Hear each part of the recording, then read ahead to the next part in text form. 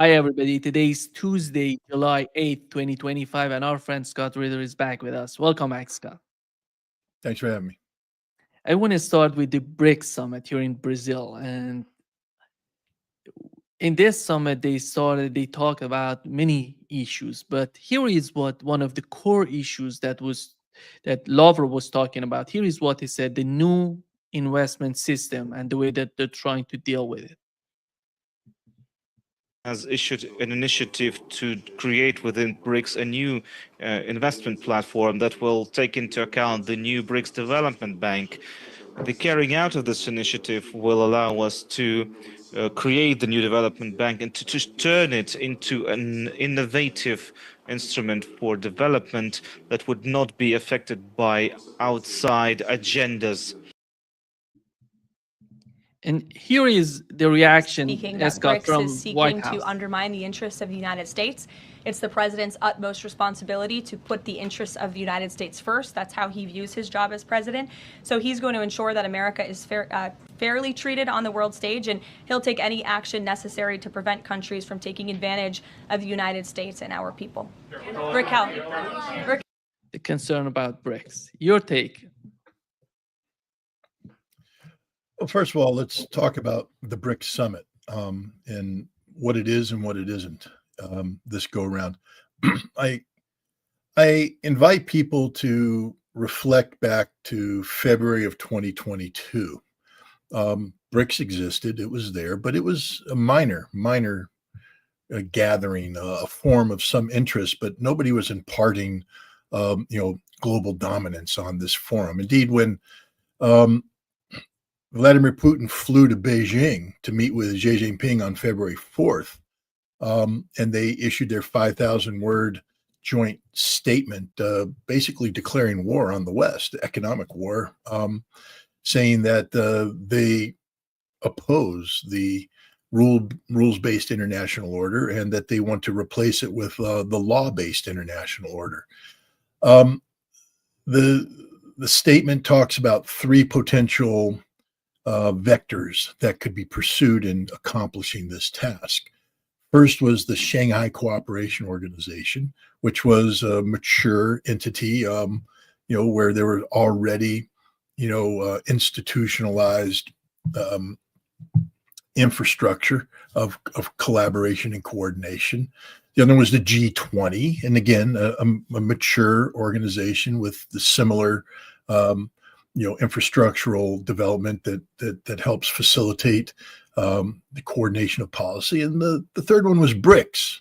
But, BRICS wasn't first. In fact, one would say when you look at BRICS was last.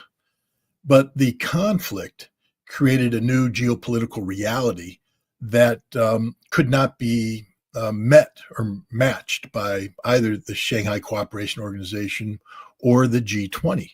And something new was needed. And so BRICS became the focal point. 2023 saw the BRICS summit in South Africa, where the expansion of BRICS was discussed. And if you study the history of expansion, discussions of it in BRICS, they talked about it, but there was really no enthusiasm for it because they really didn't know how it would work.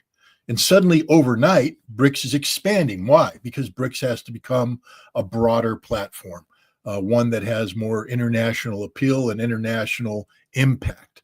So the expansion of BRICS became a reality. But again, it's moving very fast, very fast. You're expanding in an organization that's not structured to handle this expansion. Next comes Kazan. Kazan was supposed to be, and in many ways did serve as the coming of age of BRICS, continued expansion, but a new category of membership, a partnership.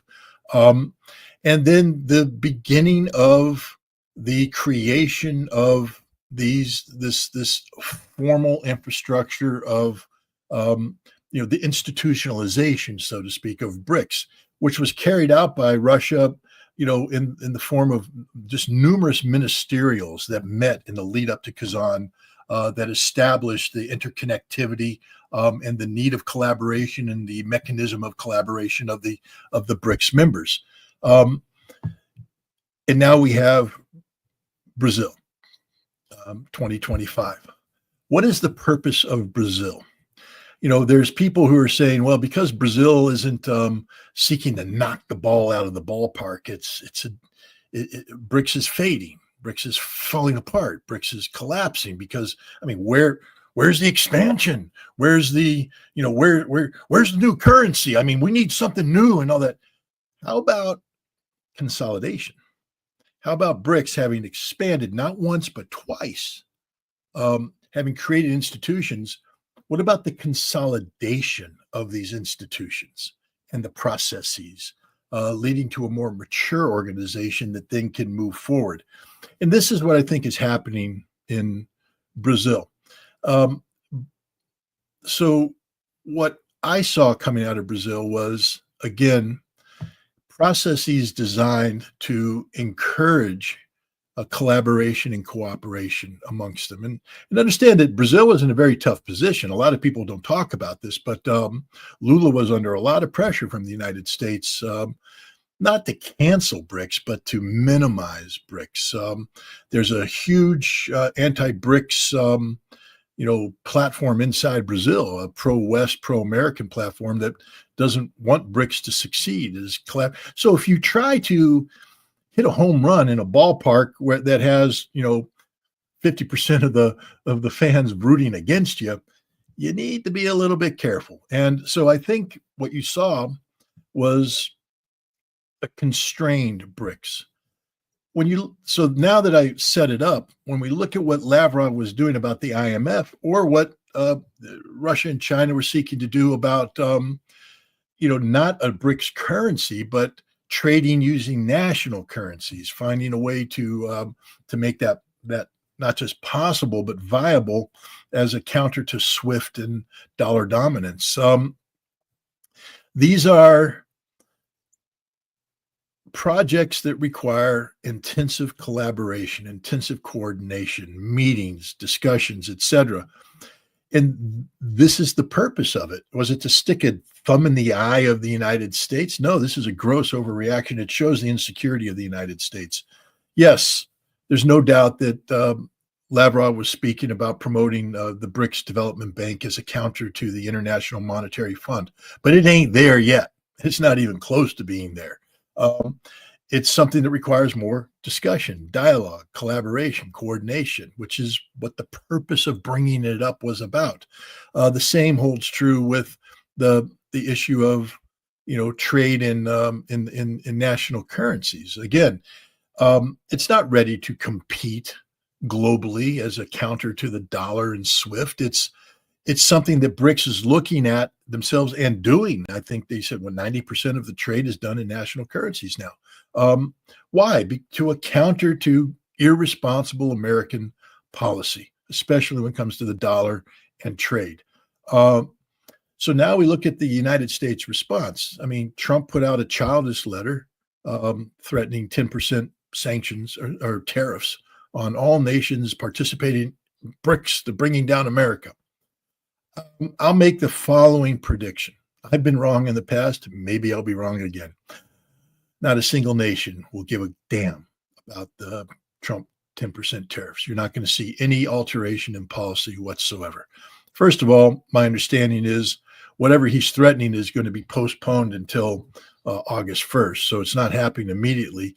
Two, didn't Trump just threaten to sanction the whole world back in April? Didn't he come out with the big chart that showed how he was going to sanction Russia, China, and the penguins? And yet he had to immediately turn around and give it a 90-day rest. He lied about, people kissing his ass to have trade deals. Nobody wants a trade deal with the United States. Why? What does the United States offer? Even look at how Trump responded. If I'm a businessman and I want to do business in Brazil, let's say, first of all, I have to have a mission statement, a timeline, a budget, and these need to be based upon predictable factors. So I have to look and say, okay, if I'm going to have a business X that's going to produce product Y, and I have raw materials, A through, U, how do I price it out? Am I going to go out and I'm going to acquire the material? I got to bring in the shipping. I got to plan it out. All my financials have to line up. I'm borrowing money against this, etc. And then here comes Trump, who just starts throwing tariffs out that changes everything. No business plan survives the anarchy and chaos that Donald Trump puts out there.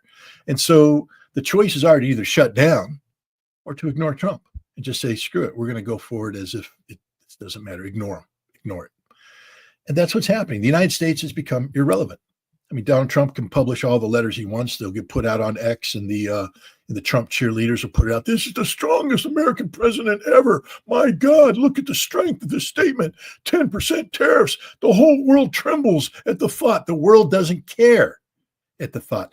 And that's the strength of BRICS, because BRICS, as it matures, is providing a viable alternative, not just to the hegemony of America, but the inanity of America, the insanity of America. Predictability, that's something that Russian diplomats have been talking about from day one. They laughed when they said, oh, we're trying to, put the thumb on the scale of the American elections. No, we just want predictability. We don't care who wins, as long as whoever wins, we know what their policy is. That's why many people believed that the Russians actually wanted Biden to win, because as bad as Biden is on policy, he is predictable. You're able to say, this is what Biden's going to do. Therefore, this is how we need to react. And this is the planning that needs to be done. It allows for coherence, etc. In comes Trump, who pretends to be your friend, but is really your enemy. And he's just jerking you all around. I mean, how do you weigh in that Trump is talking to Lindsey Graham about 500% tariffs on nations doing business with Russia, at the same time that Peskov, through Kirill Dmitriev, is talking about taking America off of the list of unfriendly states in order to create an investment opportunity to promote trade. I mean, Trump is just nowhere. I mean, he is everywhere and nowhere. It's nothing. And I think this is the reality of Brazil, is that the world's waking up to the fact that the United States is incoherent, the United States is incompetent, and that this just makes BRICS even seem better in a form that wasn't meant to actively promote BRICS because of the open hostility that exists in Brazil to BRICS. The exact opposite is happening. BRICS is looking like, the foundation of sanity and stability, as opposed to the, capital of chaos and anarchy that is Washington, D.C. under Trump.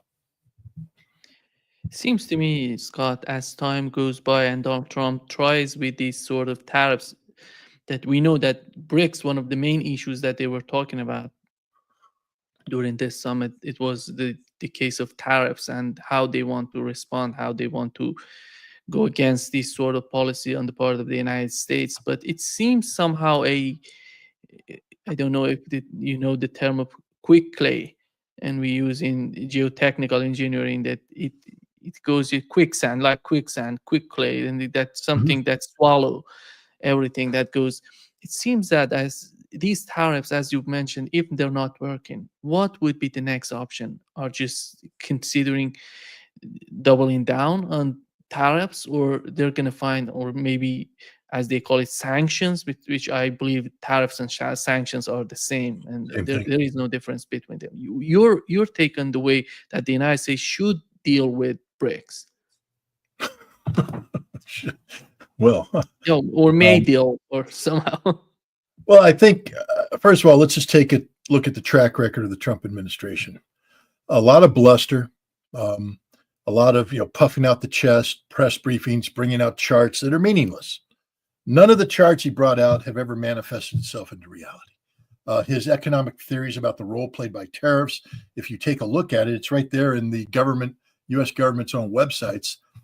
Tariffs will never supplant individual tax assessments as a source of income for the United States. Even though Trump ran on a platform of saying, "Hey, I could get rid of individual tax, in the United States, or just replace it with tariffs."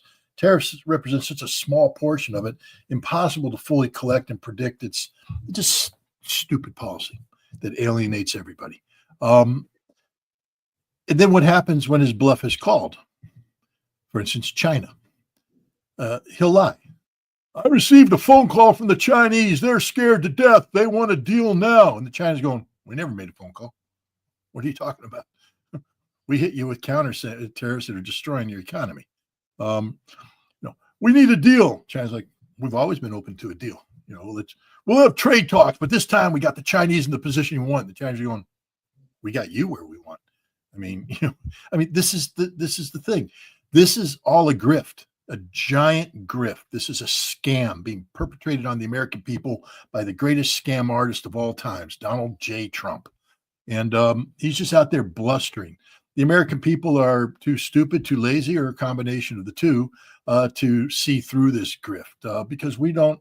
My God, what can we understand about economy if we're willing to allow our nation to go into $36 trillion in debt and then applaud the bigger, better bill that brings it up to 42 trillion, 43 trillion, 45 trillion and growing.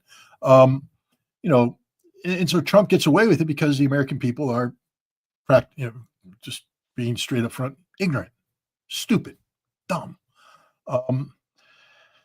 So there won't be any accountability here in the United States. We're too stupid to know what's being done to us. Therefore, we're too ignorant to know what needs to be done to save us. The world, I think, will respond by.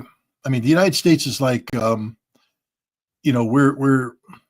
too big to ignore, so they have to deal with us. But we're like that drunk uncle at a holiday that that sends everybody money at Christmas, so nobody wants to get rid of him because he's there, but he's really bad news. So we sort of push him in the corner and hand him a glass of beer and say, just do your drunk uncle thing here. And I think that's what the world's going to be doing in the United States. It's just basically, oh, Donald Trump. Yeah. We'll send our ambassador to talk to your guy, but you stay over there, America. You want to sanction us? Okay. Tariffs? I'm sorry. Yeah, sure. And meanwhile, we're going to have serious discussions with serious nations. What the United States should be doing is treating BRICS with respect. Because let's look at some realities. This is what I would be briefing the president on. First of all, shut up and never speak again. Let other people do the speaking for you. Become the silent voice behind the gloomy face that just stares and keep people guessing what's going through your stupid, addled brain, which, if they know the reality, is not much. Instead, look at Lavrov. What's he talking about? The creation of a bank to compete with the IMF. But it can't compete with the IMF right now. So what I would say is let Lavrov and company think they have a bank here. What we need to do is turn the IMF into the bank they think they want to build. See, right now, the IMF is something that actually isn't doing its job properly. It's alienating the world. So it creates the potential of this other bank here. It makes it realistic. What we need to do is keep them focused on this because it's a waste of their resources and a waste of their focus and effort. And what we need to do is quietly, no press conferences, nothing, quietly transform the IMF into the bank that everybody wants to do business with. Word of mouth. It's so much better than just pounding your own chest, and turn the IMF into what BRICS wants to create. And then just tell the world, you don't need that. We're here. We're open for business. They're not even open for business. We're open for business, and business is good. And now, without attacking BRICS, you're undermining BRICS. The other thing is turn the dollar into the currency that the world wants to use. There is no BRICS currency because they can't build one that competes. They're using national currencies, which by themselves can't stand up to the strength of the dollar.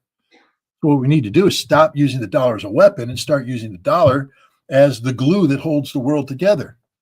You got a problem? Dollar. You got a problem? Dollar. You got a problem? Dollar. You need to trade SWIFT. Make everybody addicted to the dollar. It is literally financial cocaine because it's so easy. No other currency can be traded as easily as the dollar. We need to get the world addicted to the dollar. So the only way they're snorting the dollars through SWIFT. And that has to be done by lifting all restrictions. I don't care if Russia trades with China using SWIFT, as long as they're doing it with the dollar. Because now the dollar is dominant again. And dominance doesn't mean that then we use the leverage. It's automatic. When people are using the dollar, they're turning to Washington, D.C. for the answers. And then our job is just give them answers that keep them addicted to the dollar. Right there, I just destroyed BRICS. I just destroyed BRICS, and it didn't cost us a damn thing. And I destroyed BRICS without saying I'm destroying BRICS. I just made BRICS irrelevant because I made the dollar approachable. Well, see, in America, we're so busy trying to be seen as the global hegemon that we forget that if we just lead quietly and do the right thing, we will continue to be the nation that people turn to, because there's no one that can do what we can do. China's got a big economy, but they're not as good at dealing with the world as we are. Even their Belts and Roads initiative, it's got a lot of just bludgeoning in of, forcing themselves on, because there's nations that need the help. The United States isn't giving it because the IMF's a failure and we're weaponizing the dollar. So China steps in, but they're not as smooth as we are. We can easily compete with the Belts and Roads initiative. We can easily compete with the Belts and Roads initiative if we wanted to, but we don't. Instead, we badmouth it. And, and it's like the problems where they say that there's no such thing as bad publicity. So every time we badmouth the Belts and Roads initiative for a world that's already alienated to the United States, you're saying, what, America is badmouthing them? They must be good. Belts and Roads initiative, come on over here. Instead, if we had the IMF and the World Bank and American, Department of Treasury people coming in quietly, just saying, what do you need? Debt forgiveness? We can do that. We got you covered.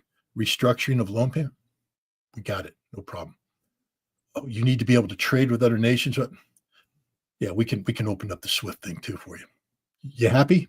Good. Sign here, 25-year commitment, low interest rates, boom, we own them for 25 years. And we treat them right. We don't walk away, but we treat them right. So they keep coming back to us. This is the way we need to operate with the world. We need to be the better business partner. That's what I would advise the President of the United States. And shut up. When things are good, some things just sell themselves. I mean, I'm not, I don't watch that much TV anymore, but I'm fairly certain I don't see many Porsche commercials on TV. Why? They don't need to. Everybody knows what a Porsche is. And again, I might be showing how outdated I am. I don't know where Porsche, but I know in the day when I was a young adult, Porsche was the car you wanted, or BMW. Didn't have to have advertising. You didn't need, Ford and Chevrolet and all the other commercials out there. If you wanted the best cars, you knew where to go. You went to the Porsche dealership, to the BMW dealership, Mercedes, and you got your car. They didn't need to go out there and sell themselves. If America was smart, we just become the partner that everybody turns. We don't need to advertise it. We're here. We're here. Hey, we need a loan. Come on in. Come on in. We don't need to have Belts and Roads initiative and all this kind of stuff. We just be America, the best partner out there. That sells itself. We're the furthest thing from the best partner right now. It would require a complete transformation on how we interact with the world, a reprioritization of things. But if you want to keep America relevant in the world today, America has to position itself to be relevant. And when you're the obstacle, not the solution, when you're the problem, not the solution, that's a problem. When people come to you and all they're getting is problem after problem after problem, sanction, tariffs, restrictions, etc., who wants to do business with that? Nobody. And that's what's happening. We are rapidly, it's not even gradually, we're rapidly making ourselves irrelevant to the world because it's just too hard to do business with the United States. Who wants to do business with a narcissistic egomaniac that wants to sanction you and tariff you at every turn just because you expressed some sovereign independence? My God, you're not kowtowing, you're not kneeling to the American king? Well, then we will sanction you.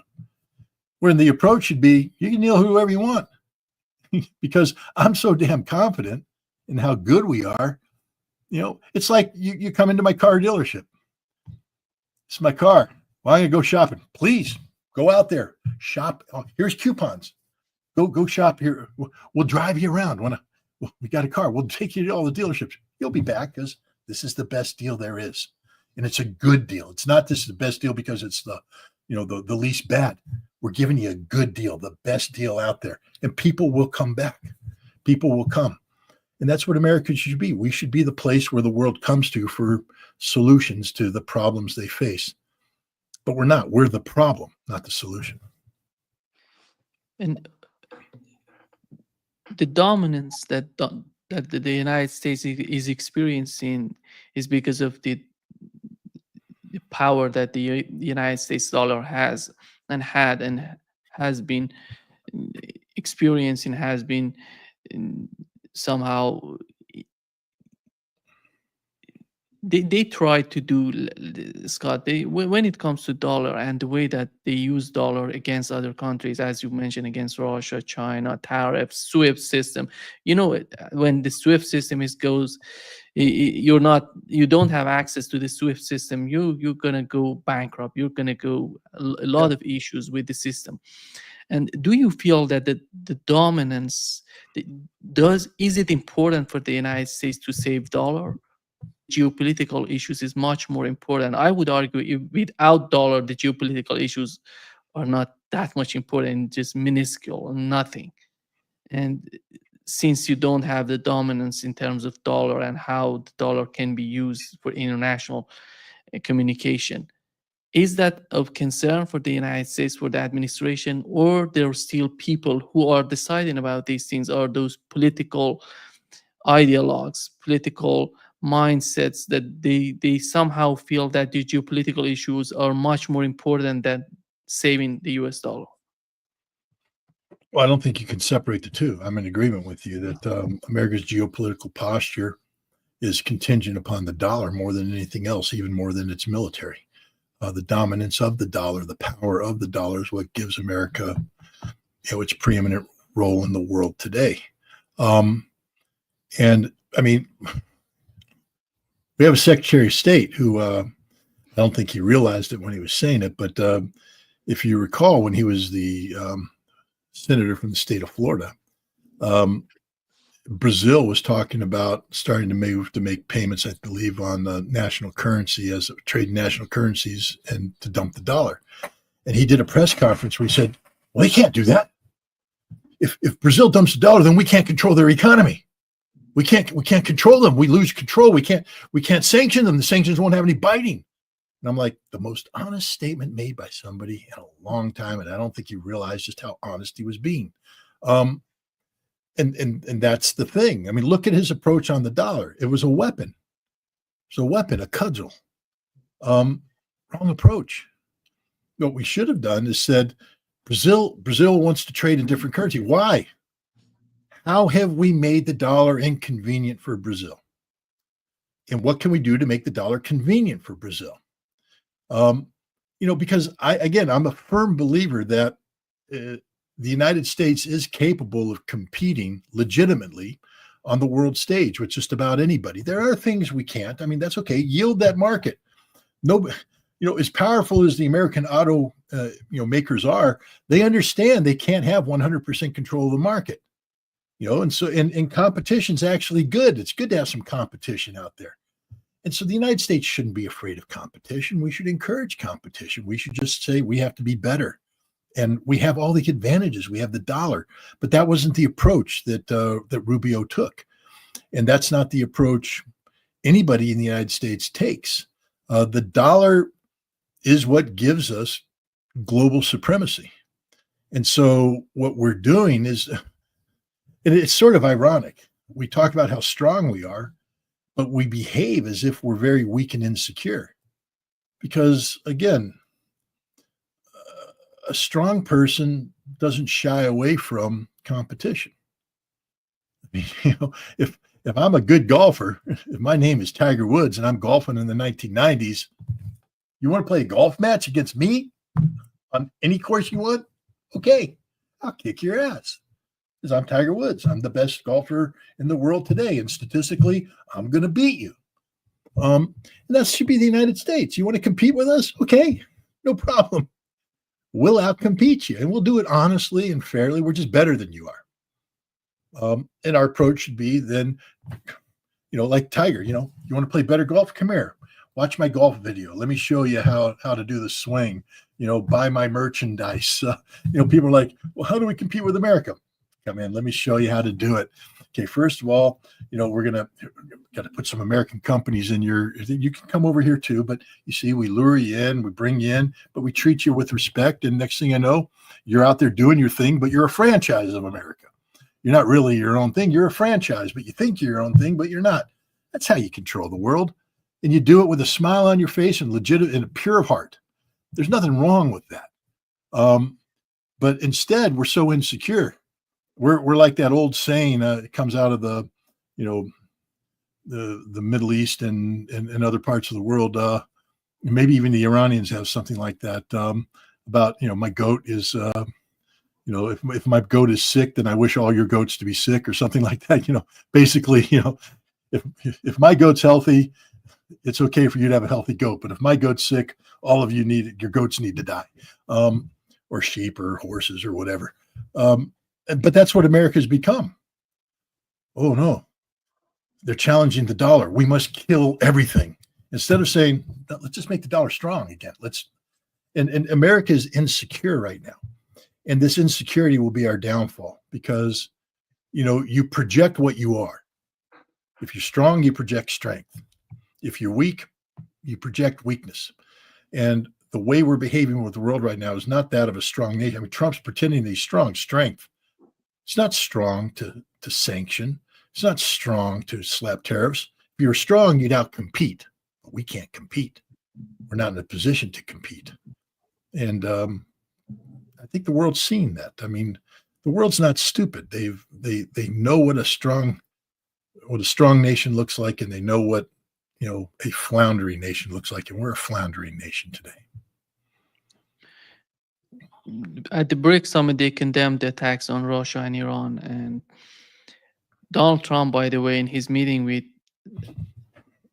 Benjamin Netanyahu, he said that he's going to send more weapons to Ukraine. Here is what he said, Scott. More weapons to Ukraine? We're going to send some more weapons. We have to. They have to be able to defend themselves. They're getting hit very hard now. They're getting hit very hard. We're going to have to send more weapons. Yeah, defensive weapons primarily, but they're getting hit very, very hard. It's very sad. So many people are dying in that mess. It seems that so far he approved 10 Patriot systems to be sent to Ukraine. And your take on what's going on with Donald Trump, and every time he comes out, as you mentioned, is somehow you don't see any sort of predictability. He says that he's not going to send anything, and then comes and I'm going to send because the fight is so bad and they're losing. They're just getting so it's a war. How do you expect that to end, and how do you want to put an end to the conflict by sending more weapons? The thing is, he's sending 10 Patriot systems that are supposed to be protecting Ukraine. First of all, what will they protect? Kiev. All Russia will do is modify its approach to the aerial assault against Kiev to one at a time take out the Patriot systems until there's no Patriot systems left in Kiev. If this extends the war by another 5 months, I guess that's, the Russians are okay with that. They're in no rush. There's no, you don't see Vladimir Putin saying, we must win by this date. He's never said that. In fact, he said the opposite. You have his negotiator in Istanbul. It took us 21 years to beat the Swedes. That's what it takes. That's what it takes. We're prepared to go on for 2, 3, 5, 7 years, whatever it takes, but we're going to win. Pete Hegseth has been on it. We don't have that many Patriot batteries left to give. So now a political decision has been made to divert resources that we've already admitted we don't have enough of. We're going to divert them to Ukraine where they will be destroyed. They will be destroyed. They will not achieve the outcome the president wants. Meanwhile, on the battlefield, the Russians are just slaughtering the Ukrainians again. Are you going to take the Patriot and extend it over the battlefield? They tried that in 2023. With the mobile, Patriot strike, and they had some success. They shot down some helicopters here, some aircraft there, but in the end, the Russians figured out and they destroyed the Patriots that were forward deployed. The end of that experiment. So, this is just the ignorance, and frankly, this is the weakness of Pete Hegseth, because Pete Hegseth made the right decision, and what he should have turned to the president and says, Mr. President, I disagree fundamentally. all we're doing is guaranteeing the destruction of these patriots. We don't have a plan for their implementation. The Ukrainians don't have a plan. You're putting a Band-Aid on a wound that's much deeper than that. The only way that this gets resolved is through peace. And as you know, Mr. President, Zelensky is unwilling to negotiate on terms that he finds unacceptable, as long as he believes that we're going to continue to back him up. What we need to do is demonstrate to Zelensky that it's over, that you must, concede important issues to the Russians. You have no choice. You're not going to win, and we're not going to lengthen this conflict. The other thing that it does is it buys time for Europe to, think that they have the ability to, reconstitute, or in some cases constitute from scratch, a viable defense industry. This will take years. We continue to use Ukraine as a vector for generating Russophobia in Europe, the fear of Russia that leads to a willingness to expend money to build a defensive capability that is unrealistic as it is unneeded. Hegseth should do, but Hegseth, as I've said, he's just basically a glorified battalion operations officer. He's not even a battalion commander. He's a man who is a cheerleader for things he doesn't understand. He doesn't understand the Ukrainian conflict. He doesn't understand defense industry. He doesn't understand any of the complex issues that we're talking about. He doesn't understand Russia at all. But he is also the Secretary of Defense of a man-child who's the President of the United States. Donald Trump is a walking, talking embarrassment to America. Every time he opens his mouth, he doesn't speak like a leader. He speaks like half-drunk, non-intellectual, and he writes worse. Look, did you see the Japanese professor who took apart the letters that the White House sent out? All the errors it contain. Come on, this is the United States of America on White House stationery. Please, for God's sake, at least have control of your own language. But he writes like a child because he is a child, and the people around him are children. There's no adults in the room at all. And so this is what you get: a narcissistic egomaniac whose feelings are hurt because his grand project to bring an end to the war isn't being played out the way he wants it. And so he's going to throw a temper tantrum and send more equipment to Ukraine, not knowing at all whether it's going to work. It's not. How much it's going to cost, he doesn't know. And what harm it's doing to America. His Secretary of Defense said, we can't afford to give it to him. We don't have it. And now we're going to give it to him, which means that the Secretary of Defense either was a fool before or a fool now. How do you see the way that Europeans are talking about drones? And we learned recently that Vladimir Putin said how effectively Russians were using drones against Ukraine. But when it comes to the long-term strategy, it seems that as time goes by and the manpower of Ukraine is getting weaker, it seems they're feeling that by drones they can continue, they can stay in the fight against Russia. Do you feel that, are we getting to this point that the attacks, if Ukraine fails to defend itself by their manpower, and as we know that they're failing right now, but what is the long-term strategy on the part of Europeans? And it seems that they're trying to convince Donald Trump as well, producing more drones and attacking Russia with drones? There's no doubt there's been a revolutionary warfare, revolution in warfare, modern warfare, and that revolution's come in the form of drones that dominate the battlefield today in a way that no other weapon system has in a long time. But let me just reintroduce your audience to certain realities. Back in the Napoleonic Wars, we saw armies advance in mass infantry formations.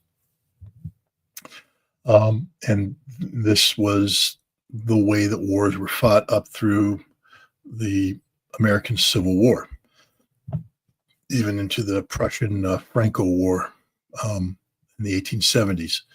But World War I came, and we suddenly saw the advent of the machine gun. And we realized that we couldn't do massed infantry assaults anymore because we had a weapon system that would mow down infantry. So we had to change our tactics.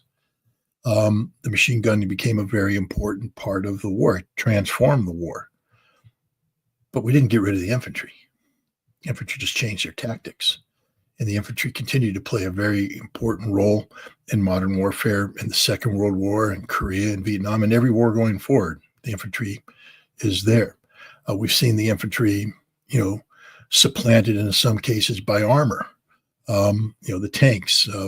We saw air power come in and add a new dimension. But even with armor and air power and missiles, the infantry is still needed to hold the ground. So if you don't have infantry, if you don't have infantry that have adapted to these new realities, you don't have an army.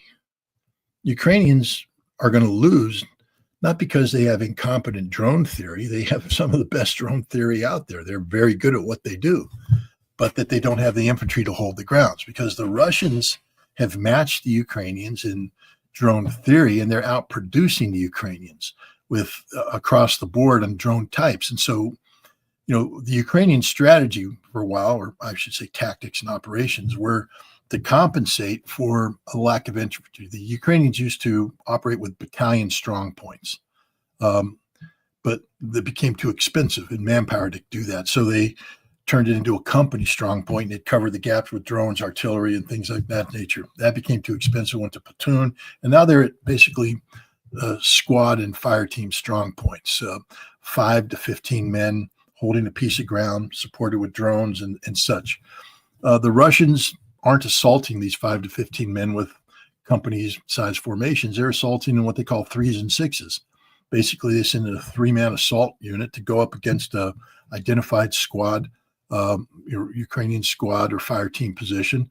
They blow the hell out of it with artillery. They swarm it with drones, and they also swarm behind the scenes so that they suppress the Ukrainian drone operators who are supposed to be supporting this team. Once that Ukrainian unit on the ground loses its drone coverage and the Russians come in with their drones, and I'm talking about, again, it's the stuff straight out of a horror movie where the Ukrainians are in their bunker and you hear, and the drone comes in and kills them because there's no defense at that point. They can't suppress the Russian drone.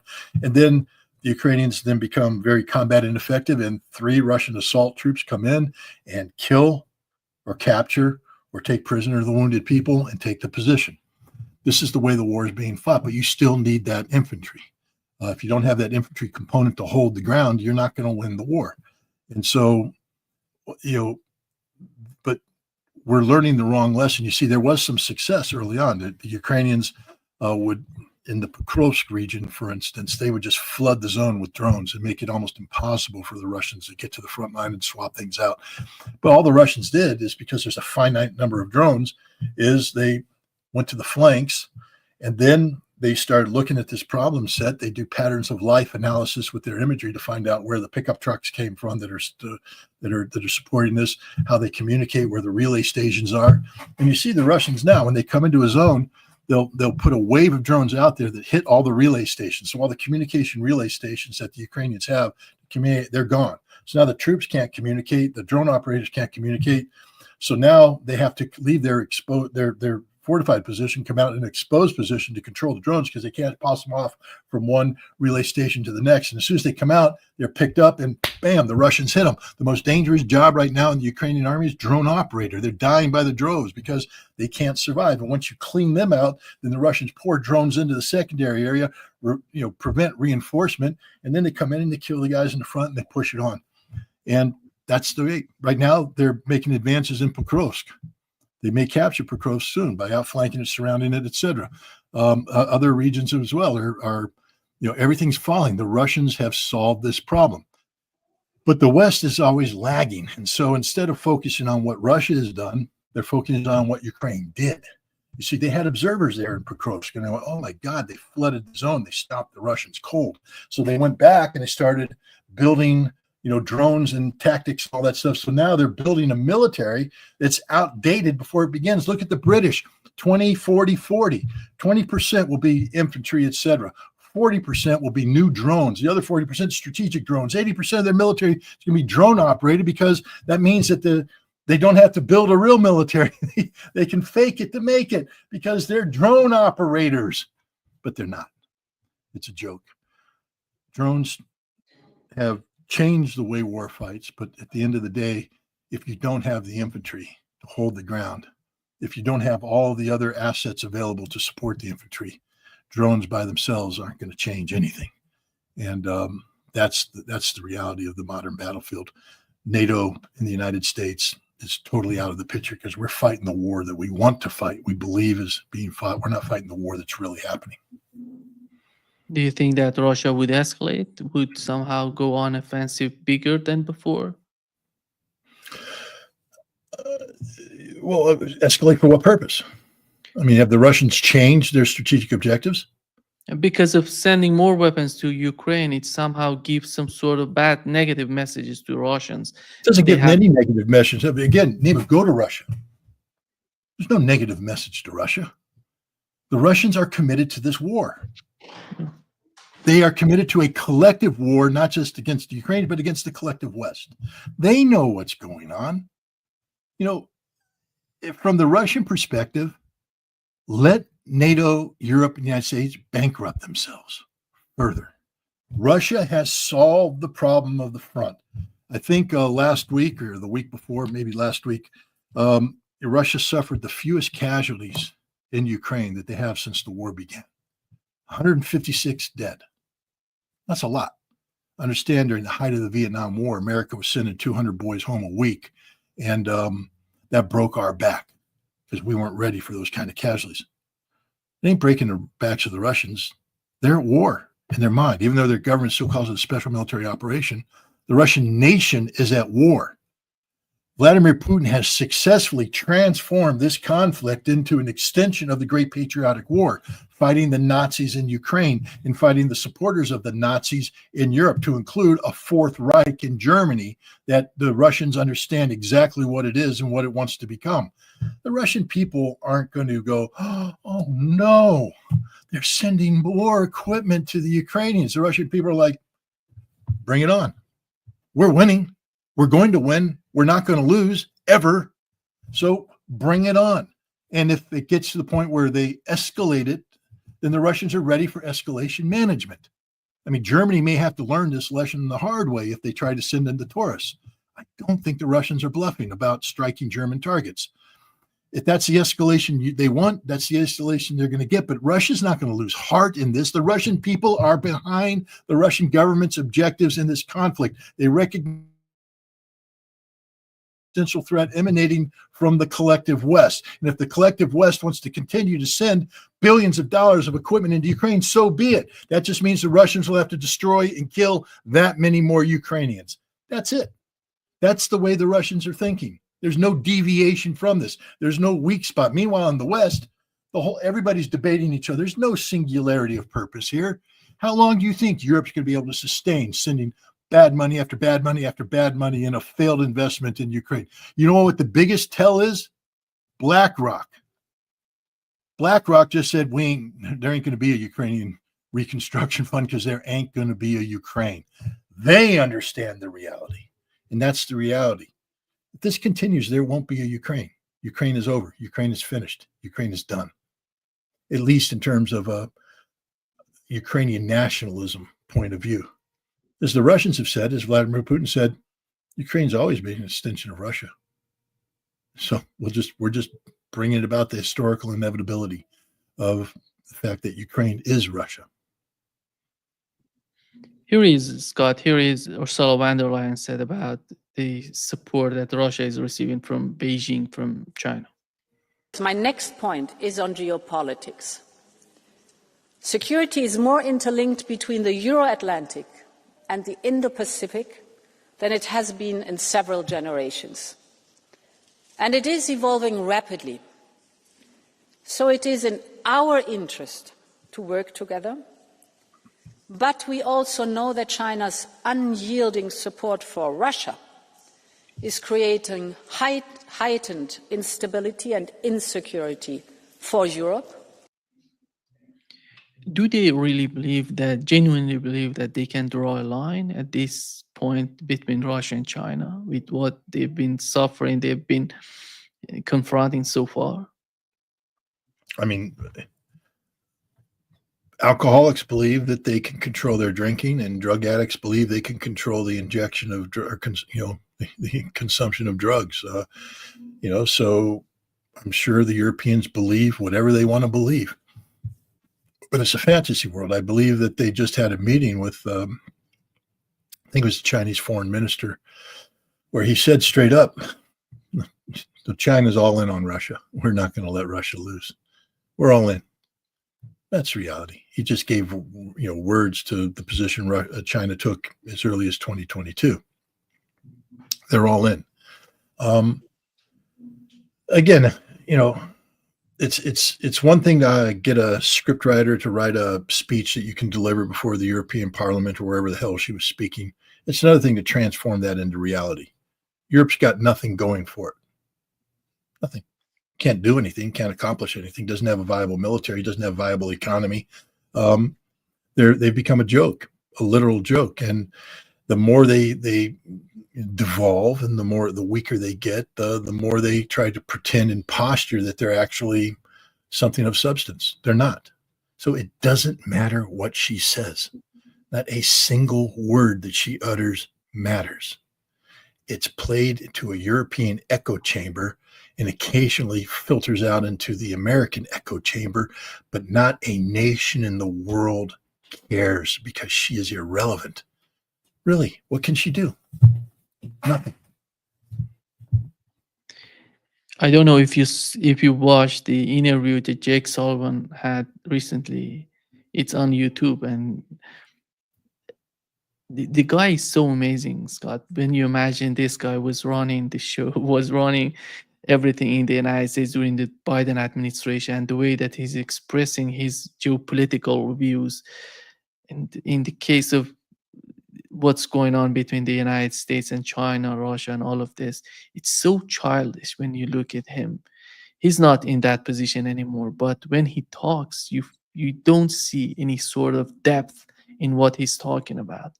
It's totally on the surface. And do you feel that the same is happening with the Trump administration?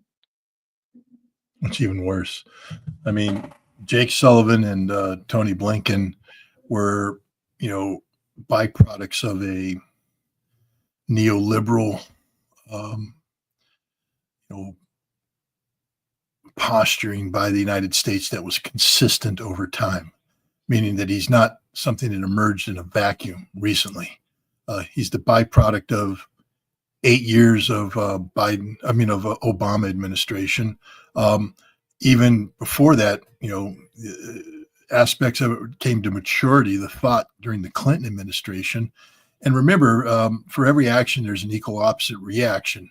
A lot of the Obama administration's posturing, global posturing, was born of reacting to 8 years of George W. Bush and the neoconservative movement. So, in many ways, it's like Damascus steel. You get hardened, through continued exposure to heat. So Obama rolled in with, 8 years of Clinton, 8 years of hardening, posturing against the George W. Bush, and 8 years of uninterrupted Obama administration, and then 4 years of resistance to the first Trump administration, very active resistance, and then 4 years of Biden, in which Blinken and Sullivan now came to the forefront.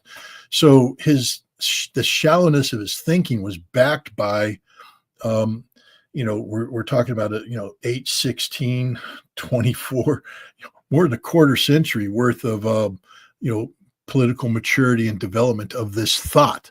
So you're sitting there listening to him today and you're saying how shallow he is, but it is a byproduct of 25 years of American geopolitical thinking and progression. So we can be critical of it, but we have to understand that that's actually a more realistic reflection of the reality of America's geopolitical thinking as an establishment. Sullivan is not alone in the way he thinks. Now we get Trump. What does Trump have? Nothing. None of the people that surround him are serious people. They're all, amateurs brought in. I mean, they have the potential to be serious people, but, Marco Rubio, first of all, we have to understand what Marco Rubio is. He hates Donald Trump. He really does. Marco Rubio is a gift given to Donald Trump by Miriam Adelson. She wanted Marco Rubio, her husband wanted Marco Rubio to be the vice president, wanted him to be president, but Trump said no. So they gave him the consolation prize, which is the Secretary of State position. But if you think for a moment that Marco Rubio is, a partner of Donald Trump, he's not at all. Who else does Donald Trump have in his circle? Pete Hegseth. It's a joke. Not a real Secretary of Defense. It's a flake. Scott Bessent, not a real Secretary of Treasury, just some person that was meaningless in the past and has now been promoted. Everybody in his cabinet has been promoted well above their pay grade. There's not a single person in the cabinet that's competent to do the job that they've been given, and it shows. I don't want to go down the rabbit hole that is the Epstein, thing that's going on, but my God, talk about a self-inflicted wound.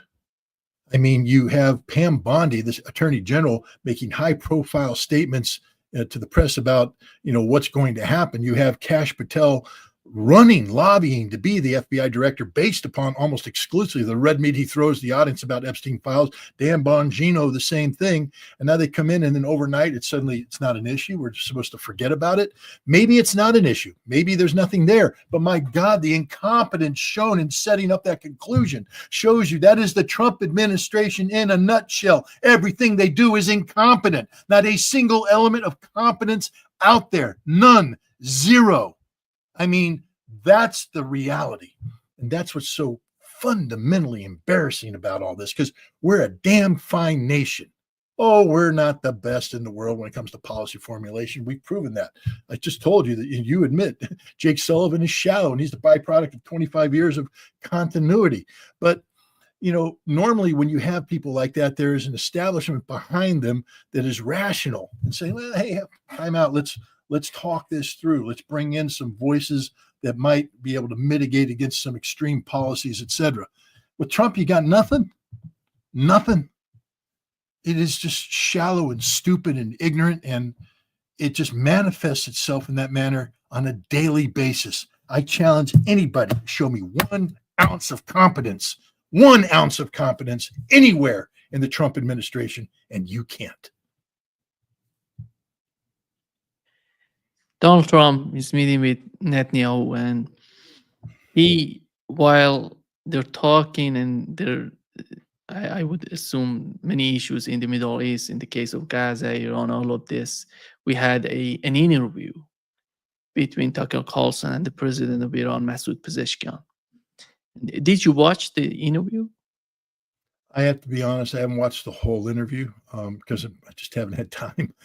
But I've watched people have pulled out, the key components of it. So, and then I've been reading the controversy swirling around the Iranian president's statement. So I'm familiar enough with the interview to at least try to talk about it in an informed fashion. But no, I have not seen it from A to Z. And the main goal, in my opinion, that the president of Iran was somehow trying to say, it was that the issues that Iran has with the United States is not the United States, is Israel and Netanyahu, particularly Netanyahu, and he's trying to do everything to destroy any sort of talks between Iran and the United States. How do you find the way that he's trying to picture the situation? Do you think on the part of the United States they're getting to the point, maybe Tucker Carlson is agreeing on that? He was trying to ask the question that many people in the United States would ask if they had the opportunity to talk with the president of Iran. But after all, I would assume the whole message of this talk was how to proceed with the current situation between the United States and Iran, how we can get back to the talks, how we can get back on track to find some sort of political and settlement, some sort of solution for the situation. Your take on what's going on between the United States and Iran in the current phase of the conflict? Let's just start off with Tucker Carlson. And I have to say, there's, what do they say, in the interest of full disclosure. he and I have a rough history. There was at one point in time on crosstalk after a particularly egregious performance on his part in front of a live audience, I threatened to punch him out on the stage because he's a lying sack of shit. And he is, and he was. And his position on Iraq was indefensible and is indefensible and forever will be indefensible. To his benefit, he called me up a couple of years ago and apologized, and we began to have conversations about Russia and things of that nature. And then he went silent again as he became the Tucker Carlson network, and he's too cool for school, and I guess you don't want to have conversations anymore. But he went to Russia and had an interview with Vladimir Putin. And I was a supporter of because I believe in dialogue and all that. But I will tell you, as a Russian expert, as a specialist in Russia who's been studying Vladimir Putin my entire adult life, the interview that Tucker Carlson gave was incompetent, and it didn't further the issues meaningfully. It was a pure, public relations display. And I even think in the aftermath, the Russians themselves were disappointed in it because Tucker Carlson was not the person to give that interview. I'll just ask you, could you have done a better job than Tucker Carlson formulating questions about the current situation? So you don't have to answer, Nima. I'm going to give you the answer. And the answer is yes, you could have. You would have done a much better job because you have an understanding of Iran. You have an understanding of political reality of Iran. And you would ask questions that were relevant to that political reality. And you understand how Iran plays in the geopolitical stage. And your questions, you wouldn't have come in as if you were an 8th grader doing a summer school project, which is what Tucker Carlson was. These were just stupid questions, amateurish questions. And unfortunately, the Iranian president wasn't as capable as Vladimir Putin in, demonstrating the ignorance of the questioner. Instead, he gave answers that I think he was trying to appease Tucker Carlson. I think that was a major mistake, is in believing that by giving the answer he believed Tucker Carlson wanted to hear, that's the answer that America wanted to hear, and therefore that the Trump administration would listen to these answers and act upon it. My take from the answers given by the Iranian president is he came off extraordinarily weak. And for Donald Trump, that's like putting blood in the ocean for a shark, because once he smells weakness, he doesn't respect you. And Donald Trump didn't come out of this out of this interview, respecting the Iranian president. Far from it. He thinks that the Iranians are now rollovers and pushovers. Whatever image Iran was trying to put in as we stomped Israel. We're a strong nation. We're ready to do it again if necessary. We don't want to do it, but if called upon, we will do it. And we have our positions. They're hard. And if you want to negotiate with us, you have to respect our position. Take a page out of the Putin book, which is we're not going to yield on our position at all. And if you want to go to war again, we're ready to play that game. We don't want to play that game, but my God, we'll do it. And we'll do it. You begged us not to hit a base full of Americans. We gave you every chance to get the Americans out. Next time, it ain't going to be that easy, Donnie baby. We're going to flatten your damn bases, and we're going to take your little friend Israel with us. We don't want to do it, but we're willing to do it, and we're able to do it. Trump will go, damn, because, they're strong position, and they hit back really hard. That's how he thinks. But that's not what it was. It came across as extraordinarily weak. I'm not criticizing the Iranian president. I just think he was ill-advised. I think he was trying to do the right thing. I think he's actually legitimately interested in avoiding a conflict. And we know that. We know that he's the guy that stopped True Promise 3 when it was supposed to happen the first time. And we know that he's not been a fan of the IRGC hardliner position. And you never know. He may feel emboldened by the fact that, a lot of senior IRGC people disappeared as a result of the Israeli actions. And he may be feeling a little bit more confident in the ability to flex his political muscles. I don't know what's going on in his head. These are questions I would have asked him, put him on the spot, but I just think he came across as very weak. And I think that the other thing I would have pointed out, and this is the same thing I would have pointed out to Tucker Carlson too. you're dealing with an American audience that is overly infected with Russophobia, and we're dealing with an American audience that's overly infected with Iranophobia.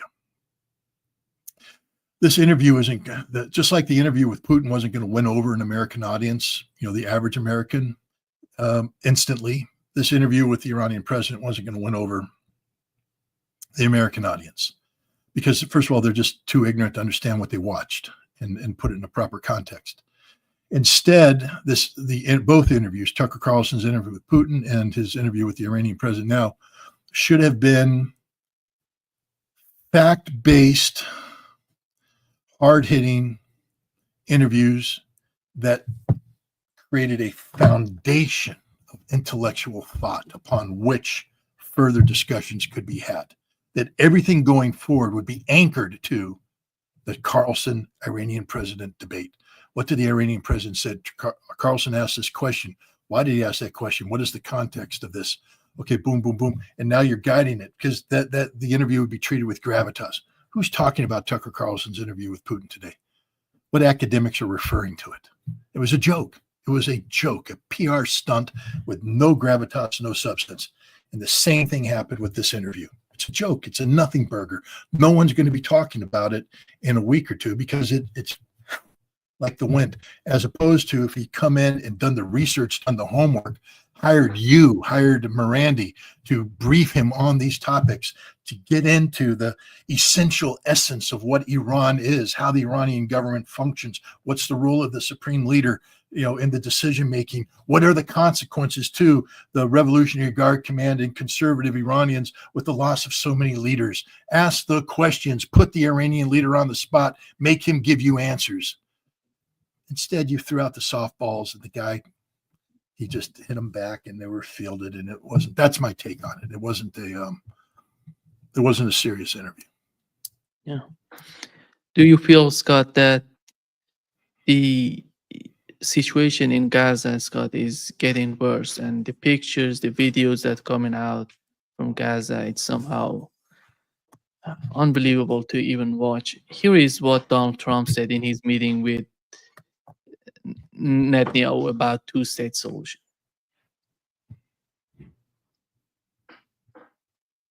Do you think that there can be a two-state solution that creates an independent? I don't know. I'd ask Bibi that question. You have the greatest man in the world to answer that age-old question, two-state. Go ahead. You give him your honest answer. I think Palestinians should have all the powers to govern themselves, but none of the powers to threaten us. And that means that certain powers, like overall security, will always remain in our hands. Now, that is a fact. And no one in Israel will agree to anything else because we don't commit suicide. We want life, we cherish life for ourselves, for our neighbors. And I think we can work out a peace between us and the entire Middle East with President Trump's leadership. And by working together, I think we can establish a very, very broad peace that will include all our neighbors. Yeah, I assume he's talking about Abraham Accords, and he feels that he can get your take on what he said. Netanyahu said, not Donald Trump. Just gave it to Netanyahu the opportunity to respond. I don't think the solution to the problems manifest in the Middle East was resident at that table. I don't think Donald Trump is intellectually or morally capable of formulating sound policies on Gaza. He doesn't understand the true extent of the problem, and he's surrounded by people who are just sycophantic in their approach to Israel. I mean, literally, Israel first, ever across the board. I mean, it's embarrassing as an American. And then we're talking about a literal war criminal, a practitioner of genocide, articulating on, articulating a posture that's Israel first, greater Israel, unrealistic. What I would point out is on the eve of that meeting, Netanyahu was sat down by his people and he had to read the report of continued resistance on the part of of Hamas.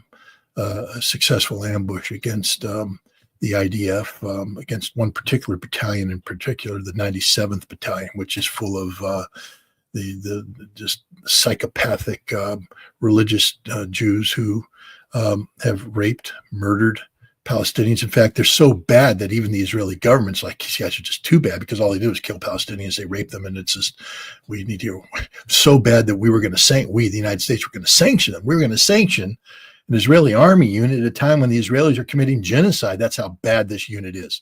But they were hit hard. Before that, another unit was hit hard. Hamas isn't going away. I mean, Hamas is not going to surrender, float away, disappear. And Israel's not going to beat Hamas. That's the reality. And, however long it takes, the Netanyahu government will end one day. And my guess is they will end before Hamas yields. Would Hamas like a ceasefire? Absolutely, but a ceasefire to bring humanitarian goods and not to delegitimize Hamas.